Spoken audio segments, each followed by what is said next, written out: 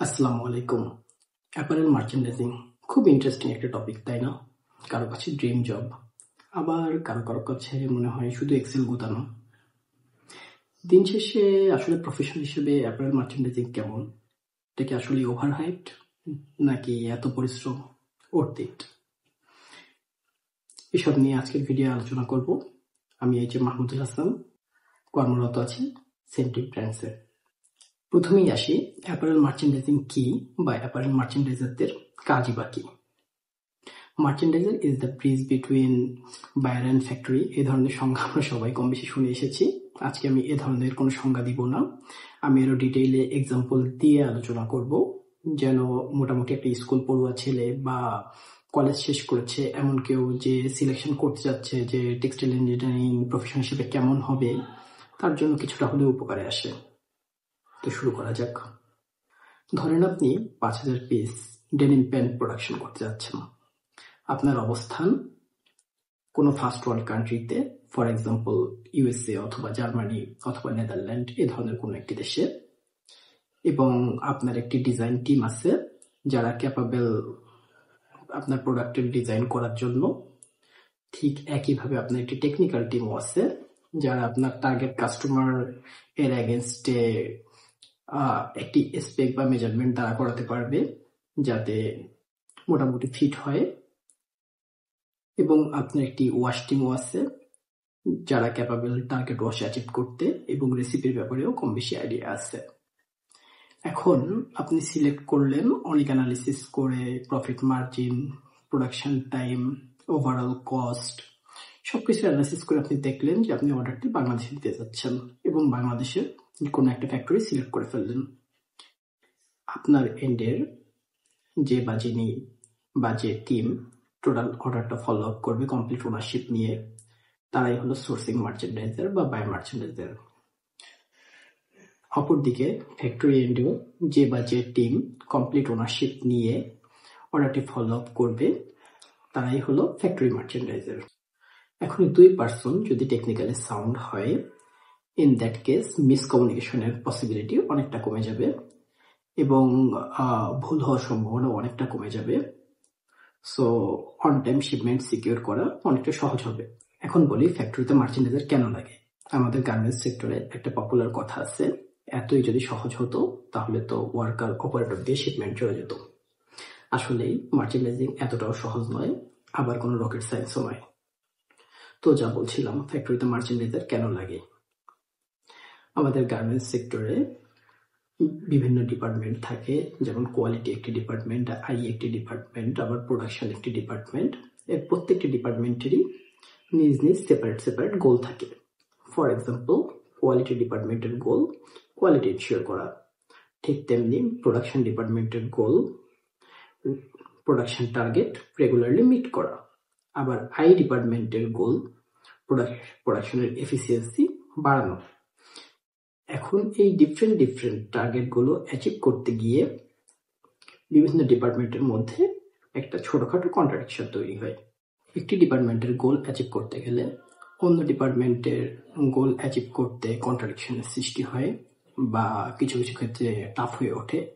এখন এই টোটাল সব ডিপার্টমেন্টগুলোকে একটি চেইনে বেঁধে রাখতে বা ধরে রাখতে যিনি বা যে টিম কাজ করে, তারাই হলো ফ্যাক্টরি মার্চেন্ডাইজার।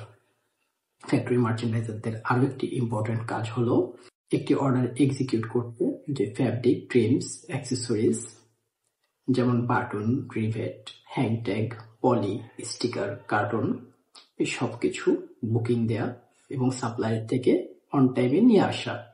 এই অন টাইমে নিয়ে আসতে অন্যান্য ডিপার্টমেন্ট যেমন কমার্শিয়াল, অ্যাকাউন্টস এরা সহযোগিতা করে, কিন্তু দিন শেষে কমপ্লিট ওনারশিপটা মার্চেন্ডাইজারের হাতেই থাকে। ঠিক একই সাথে আবার বায়ার এন্ডে যে টেক প্যাক শেয়ার হয়, সেই টেক প্যাক বা ডিজাইন শিটের মধ্যে অনেক ধরনের ডিসক্রিপেন্সি থাকে। এই ডিসক্রিপেন্সি গুলো যদি ইনিশিয়াল স্টেজে বা অর্ডারের আর্লি স্টেজে ফাইন্ড আউট করা যায়, তখন দেখা যায় লাইফটা অনেক ইজি হয়ে যায় অর্ডার এক্সিকিউশনের ক্ষেত্রে এবং অন টাইমে শিপমেন্টের ক্ষেত্রেও।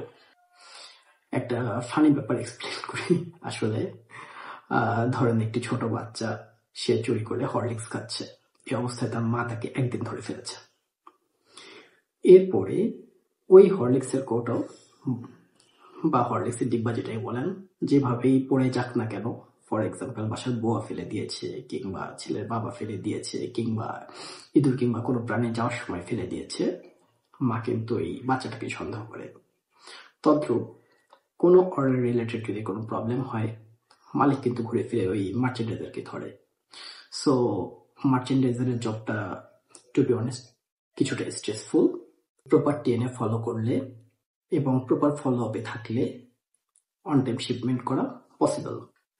এবার আসি সোর্সিং মার্চেন্ডাইজারদের কাজ কি। সোর্সিং মার্চেন্ডাইজারদের কাজ শুরু হয় অর্ডার দেওয়ার আরো অনেক আগে থেকে। এই কিছুদিন আগে ট্রাম্পের রেসিপ্রোকাল ট্যারিফ নিয়ে যে বিশাল একটা ঝড় হয়ে গেল, তখন সোর্সিং মার্চেন্ডাইজাররা খুবই ব্যস্ত হয়ে পড়েছিল যে কোন কান্ট্রিতে অর্ডার দিবে, কাদের ট্যারিফ কম, কোন কান্ট্রিতে জিরো ট্যারিফ আছে, এসব নানা ক্যালকুলেশন নিয়ে। সো তাদের ফার্স্ট কাজ হলো কোন কান্ট্রিতে অর্ডার প্লেস করবে এবং কোন ফ্যাক্টরিতে অর্ডার প্লেস করবে। কোন ফ্যাক্টরিতে অর্ডার প্লেস করলে লোয়েস্ট প্রাইসে তারা কাজটা করাতে পারবে এবং অন টাইম শিপমেন্টটাও সিকিউর থাকবে। শুধু লোয়েস্ট প্রাইস হলেই হবে না, আবার বলছি অন টাইম শিপমেন্টের ইনসিউরিটিও থাকতে হবে। সো এই দুটি ব্যাপার মাথায় রাখতে হবে। সেকেন্ড কাজ হলো অর্ডার ফলো আপ করা। ফর এক্সাম্পল ফ্যাক্টরি মার্চেন্ডাইজার নানা ধরনের কাজ দিয়ে বিজি থাকতে পারে এবং কখনো কখনো সে অর্ডারের ট্রাক থেকে বা অর্ডারের টিয়ার থেকে সরে যেতে পারে। সো প্রপারলি সে অন টাইমে কাজগুলো করছে কিনা সোর্সিং মার্চেন্ডাইজারের কাজ হলো এটি ফলো আপ করা। যেমন সে অন টাইম ফ্যাব্রিক বুকিং দিচ্ছে কিনা, অন টাইম ট্রিমস অ্যাক্সেসরিজের পেমেন্ট করছে কিনা, কিংবা অন টাইমে ফ্যাব্রিক ট্রিমস অ্যাক্সেসরিজ ইনহাউস হচ্ছে কিনা, কিংবা ফ্যাব্রিক সাপ্লায়ারের সাথে যদি লিড টাইম রিলেটেড কোনো প্রবলেম হয়ে থাকে, in that case fabric supplier plus ভেন্ডরকে নিয়ে একসাথে বসে একটা সলিউশনে যাওয়া, এটিও সোর্সিং মার্চেন্ডাইজারদের একটি কাজ। দিন শেষে আরেকটি কাজ হলো প্রপারলি শিপমেন্ট ফলো আপ করা এবং শিপমেন্ট চলে গেলে অন টাইমে ভেন্ডর পেমেন্ট পাচ্ছে কিনা তার একটা ফলো আপে থাকা। এবং এছাড়া নানাবিধ কাজ থাকতে পারে, যেমন লোকাল অফিসের স্যাম্পল, সোয়াচ, এসব অ্যাপ্রুভাল, ড্রিম কার্ড থেকে শুরু করে সবকিছু সোর্সিং মার্চেন্ডাইজারকে দিতে হয়। এছাড়া কিছু কিছু ক্ষেত্রে স্যাম্পল রিভিউ করা, যেমন ওয়াশ রিভিউ করা, এই ধরনের কাজও সোর্সিং মার্চেন্ডাইজারকে করতে হয়। সোর্সিং মার্চেন্ডাইজার আরেকটা খুব ইম্পর্টেন্ট কাজ করে থাকে, সেটা হলো প্রপার টাইমে রিস্ক অ্যানালিসিস করা এবং কিভাবে রিস্কটা মিনিমাইজ করা যায়। আমি একটা এক্সাম্পল দিই, তাহলে ভালো করে বোঝা যাবে। ওই যে 5,000 পিসের যে অর্ডারটার কথা বলছিলাম, ফর এক্সাম্পল XYZ একটি ফ্যাক্টরিতে ওই 5,000 পিসের অর্ডারটি দেওয়া হয়েছে। এখন এই ট্যারিফ ইস্যু সেটেল হয়ে যাওয়ার পরে ফ্যাক্টরির পুরোপুরি অর্ডারে ভরপুর অবস্থা। এখন ওই যে 5,000 পিসের যে অর্ডারটি, আমাদের ট্রিমস অ্যাক্সেসরিজ সবকিছু ইনহাউস হয়ে গেছে, কিন্তু আমরা প্রোডাকশন ফ্লোরে লাইন পাচ্ছি না। কেন? কারণ অর্ডারের ভলিউম খুবই ছোট এবং তাদের আরো বড় বড় শিপমেন্ট আছে। In that case sourcing merchandiser কিন্তু চাইলে অনেক হায়ার ম্যানেজমেন্টকে পুশ করতে পারে, যেটা ফ্যাক্টরি মার্চেন্ডাইজার চাইলে পারে না, কারণ তার কিছু বাইন্ডিংস থাকে, কিছু লিমিটেশন থাকে একটি অর্গানাইজেশনে কাজ করতে গেলে। অপরদিকে সোর্সিং মার্চেন্ডাইজার কিন্তু চাইলে সরাসরি প্রতিষ্ঠানের ওনার বা জিএম কিংবা হায়ার ম্যানেজমেন্ট কিংবা ডিরেক্টরকে ডিরেক্টলি ফোন দিয়ে অর্ডারের ব্যাপারে বলতে পারে এবং পুশ করতে পারেন। এই জিনিসটা কিন্তু ফ্যাক্টরি মার্চেন্ডাইজার পারে না। সো আজকে আমরা মোটামুটি জানলাম অ্যাপারেল মার্চেন্ডাইজিং কি, অ্যাপারেল মার্চেন্ডাইজারদের কাজই বা কি। এর পরবর্তীতে কোন টপিকটা নিয়ে আলোচনা করলে আপনাদের সুবিধা হবে বা কোন টপিকটি সম্পর্কে আপনারা জানতে চান, অবশ্যই কমেন্ট বক্সে জানাবেন। ভালো থাকবেন। আল্লাহ হাফিজ।